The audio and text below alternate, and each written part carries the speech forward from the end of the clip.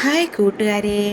പഴയ കാലത്ത് നമ്മുടെ പാടങ്ങളിലും അതുപോലെ തന്നെ ചെറിയ ചെറിയ നെൽവയലുകളുണ്ടല്ലോ, അവിടെയും അതുപോലെ തന്നെ ആ നെൽവയലുകളിൽ തന്നെ കുറച്ച് കുളം പോലുള്ള ഭാഗങ്ങളൊക്കെ ഉണ്ടല്ലോ, അവിടെയൊക്കെ മാത്രമാണ് നമ്മൾ സാധാരണ ആമ്പലും താമരയൊക്കെ കണ്ടത്.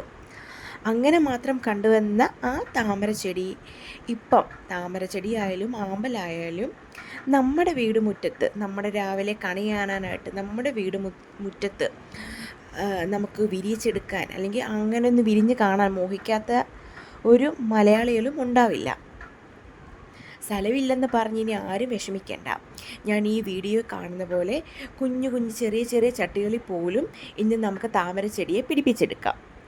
അതിനായി ബിഗിനേഴ്സിന് മേടിക്കാൻ പറ്റിയ ഒരു സൂപ്പർ വെറൈറ്റിയാണ് അമേരിക്കമേലെ എന്ന് പറഞ്ഞൊരു താമരപ്പൂ. നിങ്ങൾക്ക് കാണാം, ഞാൻ ആ ചട്ടിയിൽ വെച്ചിരിക്കുന്നതും അതിൽ മുട്ട് വന്ന് നിൽക്കുന്നതും ഒക്കെ നിങ്ങൾക്ക് കാണാം.